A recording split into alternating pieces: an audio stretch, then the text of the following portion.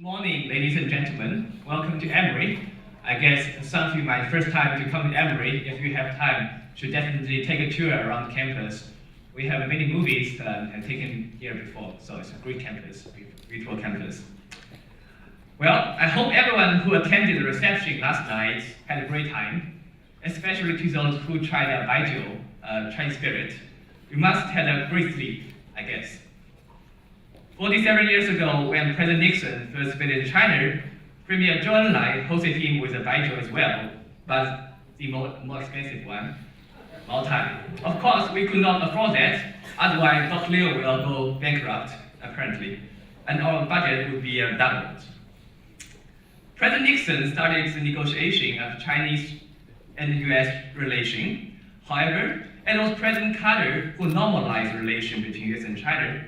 Without his decision, I may not even be here today with you, as he allowed the first group of international students to study in the United States from China 40 years ago. Throughout the history of Sino-American relation, the topic of education has always been fairly positive. Many Chinese students come to the United States to obtain their PhD degree, master's degree, and there are even an increasing number of undergraduate students and high school students here in the United States, especially in recent years. Most Chinese students come here for their own professional development, but they will also use what they have learned to help China when they leave the US. The interaction benefits not only China, but also America. In the past 40 years, the Chinese living in the United States contributed considerably in each field of American society. No matter which industry, the influx of talents has played a positive role in the development of America. Whether Chinese students stay in the US or return to China, it doesn't matter. It is a win-win situation for both countries. It is undeniable that the United States has benefited a lot from it as well. It can be said that no American university, business, or laboratory does not have a large number of Chinese talents. However, some people believe that after 40 years of establishment of diplomatic relation between China and the United States, China has not completed so-called democratization that Western countries expected. Indeed, I believe that there are huge differences in the political system between China and the United States. However, I do not think that one system must be superior to another. I want to use my personal experience to explain why I said that. When I was in high school in China, I was High School Students Government Association president as well, but that was back in China. The selection process was not a democracy process. We have appointments through the teachers or previous presidents. However, ever since I came to the United States, I have to run campaign to be elected to any position within the Student Government Association at every university, such as my position right now. This is, in some degree, also a reflection that real different political system in both countries. In China, as the student union president, I can allocate funds directly and carry out activities without too much restriction. Meanwhile, it is totally different for the SGA, in which Student Government Association in the United States. I have to pass a bill in front of the legislator to receive any single funding, any dollar, or carry out any program. Sometimes it takes several weeks, and there could be lots of debate among SGA about the budget. In comparison, when I was in China, in Chinese Student Union, I can implement a program on the second day of my plan. Well, some people may think that the power of president of the Chinese Student Union in China are not bounded. But it is undeniable that such a system will be more efficient and faster. This is also a reflection of the difference between the political system in China and the United States. It takes California several years to build a high-speed railway, one single one. Meanwhile, China has built a nationwide high-speed railway network in a very short time. Finally, I would like to say I still remember when I first time came to the United States 8 years ago. I was fortunate enough to visit Mr. Landy's home in Iowa, who hosted President Xi Jinping when he visited America when he was young. I saw photos of Xi Jinping's past visits in Ms. Landy's desk and on her piano. I think this is the best example of the people's diplomacy between the Chinese and American people. As an old Chinese saying, 国之交在于民相亲, which means both countries' future are in the hands of the people. I would like to add one little to that, especially the young people.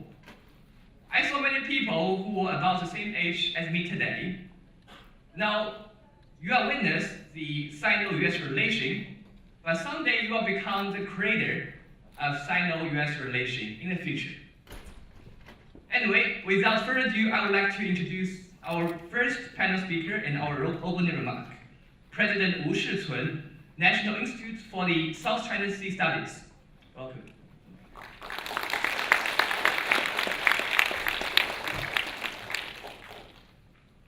Thank you, Mr. Ladies and gentlemen, distinguished guests, good morning. It's my great pleasure to host this conference on U.S.-China relations after the U.S. midterm election with Carter Center and Emory University. It is also my honor to be part of this important event.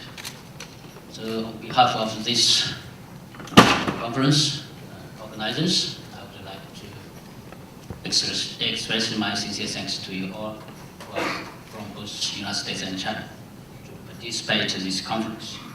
As we know, this year marks the 40th anniversary of the establishment of diplomatic relations between China and the United States. So I would like to take this opportunity to share some initial observations about the current state of China-US relations. My presentation consists of two parts. So now I would like to address them one by one. First part, concern about China-US relations. China-US relations went through a series of twists and turns over the past year. Tension and confrontation have spilled over from the trade disputes into politics, military, and non-governmental exchanges, leading to increasingly disturbing prospects for its future development. In the past, we have been saying that the Sino-US relations are going to be neither too much better nor too much worse. However, as the competition between China and the United States intensifies, swaying Sino-US relations appear to be changing for the worse. After President Trump took office, the United States issued several policy reports clearly defining China as a major strategic competitor. Mike Pompeo, the Secretary of State, also recently publicly declared that China would be a major threat to U.S. national security. Within the United States, there is a general belief in both political parties and academia that the policies of engagement and playing both sides with China that was adopted over the past 40 years is no longer working and must be changed. Although still at an initial stage, this tendency is already taking concrete shape. Recently, U.S. academia and the media have frequently been using expressions as New Cold War, just like Trump, and China and the United States are destined for war to describe the prospects of Sino-US relations. The prospects thus depicted are obviously gloomy and pessimistic. And the confrontational Cold War mentality lying behind them is very disturbing. The current US doubts about China are in fact unprecedented, and its policy towards China are undergoing a historic shift, although the direction of shift remains unclear. This growing approach towards competition and confrontation that has been demonstrated makes China worry. In China, there are also increasing discussions about the changing nature of Sino-US relations, the new normal in Sino-US relations, and the need for a new paradigm in China-US relations. Chinese scholars generally hold that with the narrowing gap of comprehensive strengths between China and the United States, as well as the rising doubts in the United States about China's strategies, the United States has turned towards contain China and its rise in various ways. With simultaneous expansion of China's interests overseas, the coalition of interests between the two countries is not only inevitable, but also increasing rapidly. Therefore, Sino-US relations are entering a new era of frequent confrontation and competition, as compared with the keynotes of engagement and counterbalance, and competition and cooperation that underlay US strategies towards China and the US-China relations in previous analysis by Chinese academia and the media. And we also used to say that economic and trade cooperation has served as a ballast of our bilateral relationship. However, with the tariff war waged by Trump administration, the gradual escalation of China-US trade frictions, that ballast has begun to crumble. In the United States, there are also increasing accusations about the Sino-US trade imbalance, China's deficient intellectual property protection, the lack of market access in China, and the questions about the market economy status. Meanwhile, in China, there is also dissatisfaction with Trump's trade protectionism, its policy actions to suppress the development of China high-tech industries, and the debasing of the Belt and Road Initiative and his formulation of related poison pill provisions.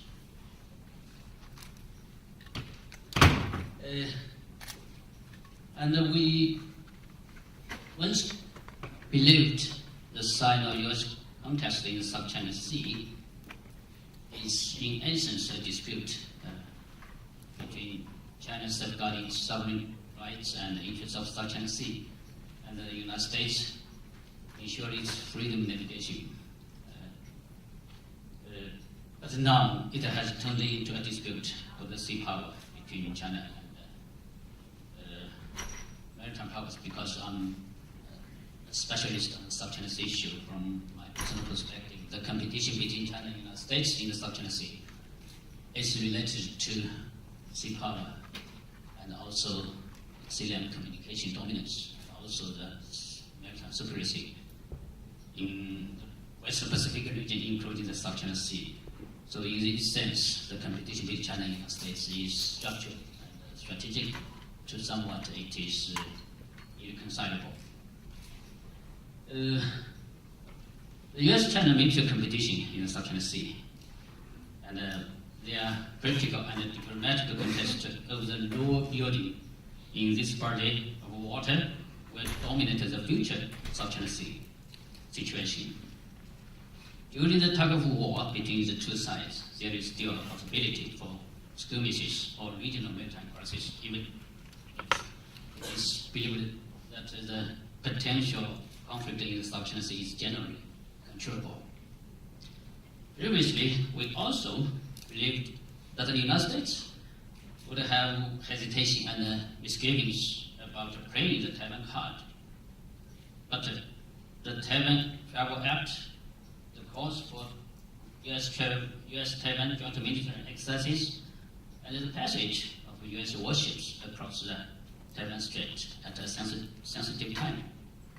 Those events all indicate that the United States is stepping on the red line too. And Trump's aggressive strategy on the Taiwan issue will greatly increase the possibility of the Sino-US relations falling into crisis from my views. Part 2, expectations for the future China-US relations.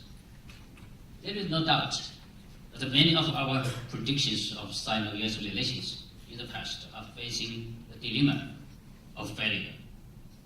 As Dr. Kissinger said, Sino-US relations are never going back to what they were, and the future direction of Sino-US relations is still not clear. What choice shall we make then while bilateral relations are at the crossroads? So in this regard, I have 3 points to look at. Number 1, I think the top priority is to strengthen confidence in developing China-US relations and to resolve the vicious circle within the bilateral relationship. In terms of current interdependence between China and the United States, the decoupling between the two countries is basically nonsense.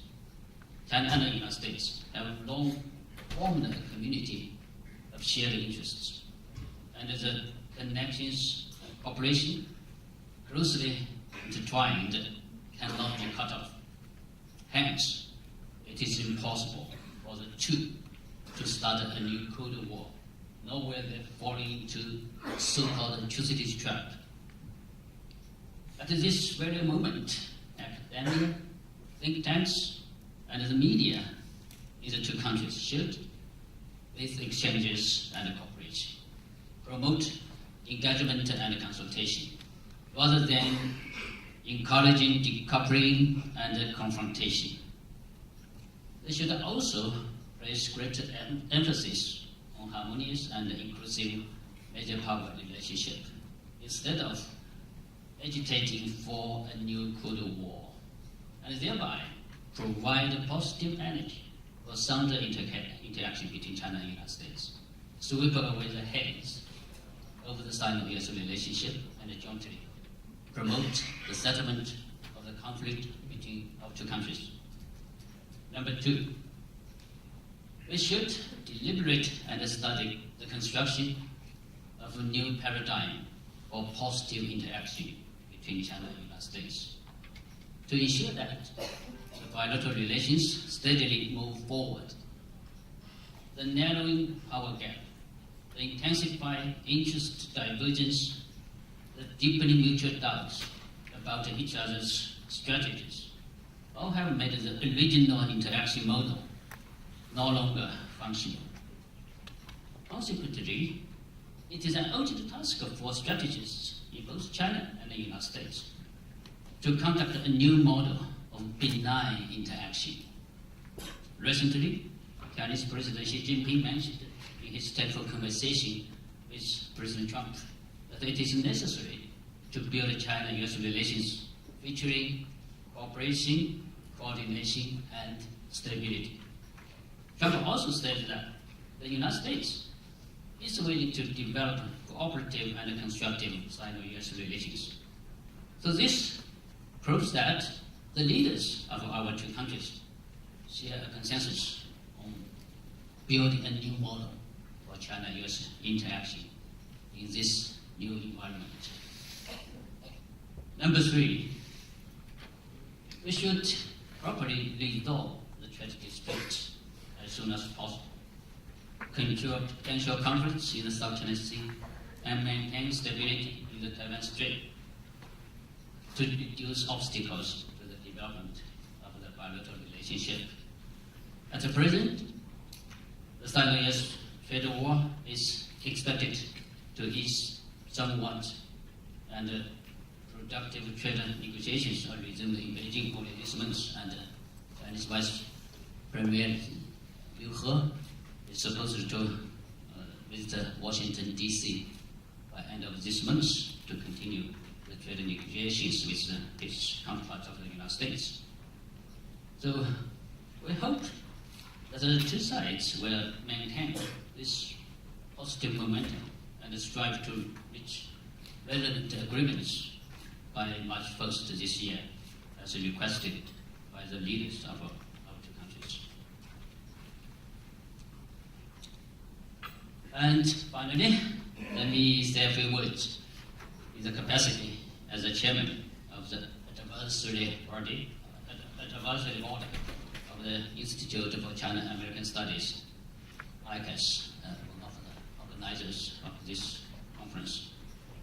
As the first Chinese think tank registered in the United States, has made efforts and obtained certain achievements in promoting exchanges and mutual trust between Chinese and American academic institutions, and thereby enhanced the development of Sino-US relations.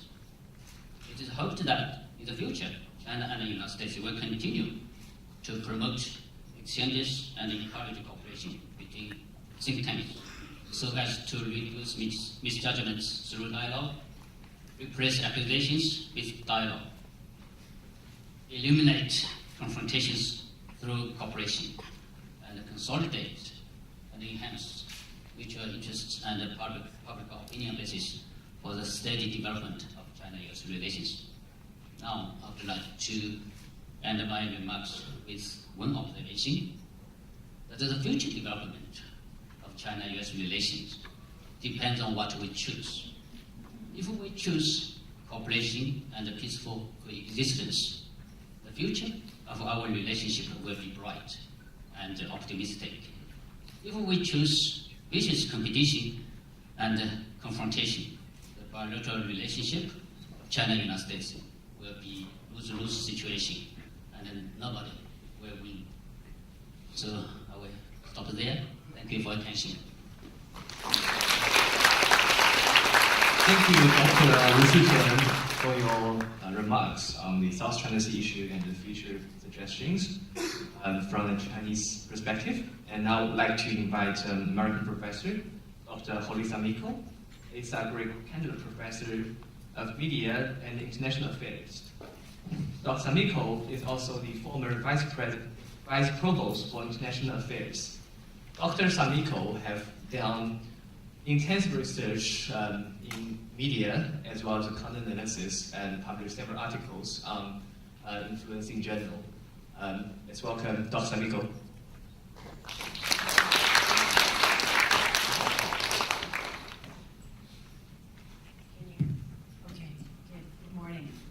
Thank you very much. I was here invited to speak on behalf of Emory University, and I wanted to make some general remarks this morning more than talking about research in particular. But judging from what was just said, which I agree to a great extent, I would like to make a few comments personally as well. First of all, personally, I would like to say that it's a great pleasure to be here.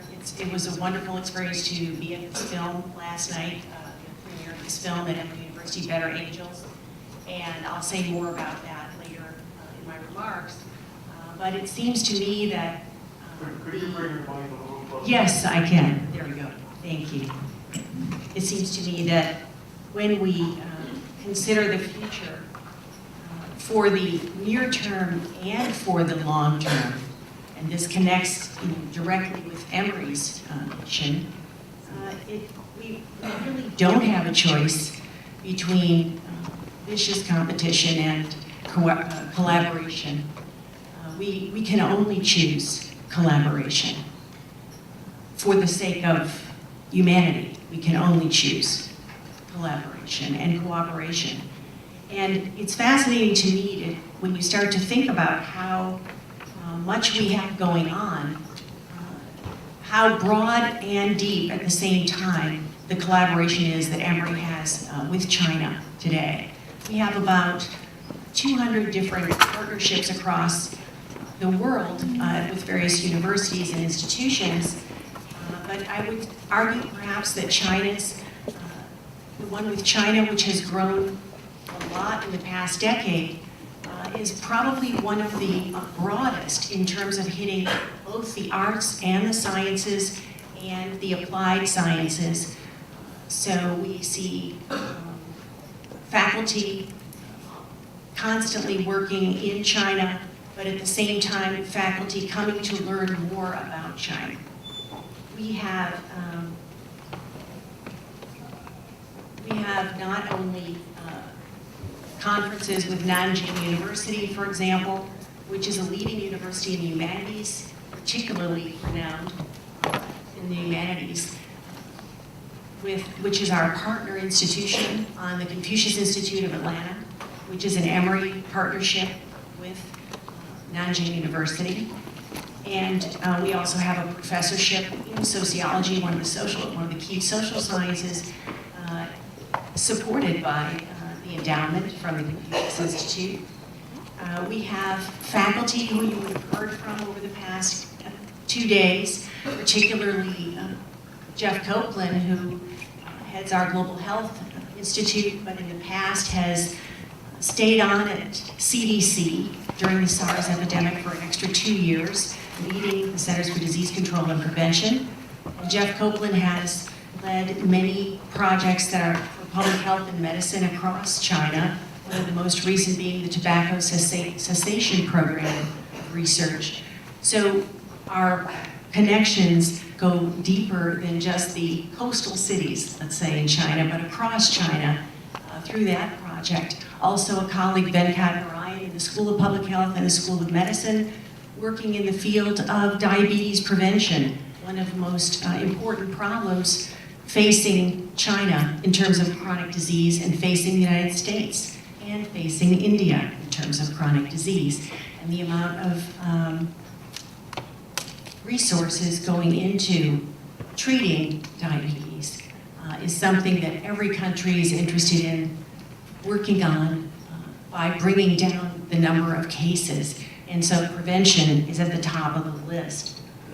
I want to say, too, that I personally experienced serving as Vice Provost for International Affairs and as Director of the Klaus M. Walla Institute for Global Research and Learning for nearly a decade, from about 2003 to 2013. I had the good fortune to know Klaus Walla, who was a former senior executive at Coca-Cola International, who endowed the Institute with the clear direction that people-to-people interaction is very important for global peace. And Klaus was concerned that the news media sometimes got in the way of that people-to-people interaction. And so he started something that we had originally were doing with the Hall Institute, that was faculty study trips, on the grounds that because he was, as he said, conceived in India and born in Germany, our first sets of study trips were going to India and Germany. And then during my time in office, Mary Bullock, who you would have heard from recently, she is formerly with Duke University Kushan, but formerly also in my Department of Political Science, and prior to that, president of Agnes Scott College. Mary said to me one day, we should do study trips to China. And so we launched study trips to China, collaborating with our Confucius Institute to bring faculty who in their 40s and 50s had never visited China, whose entire research careers may have been focused on, let's say, European or Latin American contexts, and or other countries other than China. And what I can say about those trips is that for several faculty, going to China was not only a reason to remain at Emory, a retention mechanism as the trip was called, but it was also a game changer for their outlook. So I don't want to diminish the importance of the idea that learning Chinese can happen at any age, especially when we have gifts like the Confucius Institute with a goal of helping to learn Chinese. We've had 2 faculty members, senior faculty, begin to learn Chinese and speak Chinese now quite well. And shifting research areas is very difficult for some faculty, depending on what field they're in.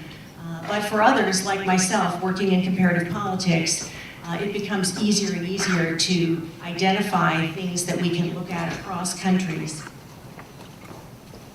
One of the most important takeaways, I think, from last night's film, Better Angels, has to do with the future of U.S.-China relations and how important it is to understand the real stories, the real narratives going on the people-to-people front, echoing what Klaus Holle would have said if he were with us here today. And we could see stories in that film that were very moving about how a young man, for example, from Texas, who now lives in China and comes back to the United States with Chinese students who are learning American football and want to play in college American football. That's just one of a number of stories that we saw in that film. How meaningful that was. What's most memorable there for me, when I look at how people learn from the information they receive and we study processes of cognitive development, is the visual impressions that were left with me from that film. And the same thing occurs on U.S.-China relations. When you look at maps, I love maps, I collect old maps, and I'm always studying maps for their geopolitical meanings. One of the maps that is one of my favorite recently is the Rhodium Institute has a U.S.-China relations, well, it's about mutual foreign direct investment. And I would encourage you all to look at that map whenever you hear that we're about to go to war or some other hostile political rhetoric. Just look at the map on the connections between the U.S. and China in terms of mutual foreign direct investment. And you'll see how close we really are. And you'll see how much we as countries and as organizations, businesses, and peoples have to lose if there ever were to be a conflict. So with the message from the film, Better Angels, which is one of hope, and which is one of collaboration, and which is one of finding a common ground, I think we can be confident that going forward, particularly for the long term, for the future of the planet, we really have to see collaboration and cooperation across the United States, China, India, and larger, especially the larger countries in the world. We can expect, I think, barring spontaneous bad actors' behavior, that I think we can expect to move forward, and I'm taking a long view here, on seeing greater efforts at maintaining the sustainability of the planet on a collaborative basis beyond what we're seeing at the moment in the United States with this administration, which is an aberration with respect to the issues of climate change and sustainability. And so China's incredible efforts in terms of building up the infrastructure across Asia is another area that I think is very important and that will have to come to the attention of any scholar working in the region or working globally, in fact. And so I think also we need to recognize how important it is to see the growth of the Asian Investment and Infrastructure Bank and the development of OBOR, One Belt, One Road, this initiative, and how, what this means if we look at the context of peace and stability in the future in the world. So with that, I would like to applaud the students who have organized this session and the conference in general, and I welcome any questions you might have on Emory University. Thank you, Dr.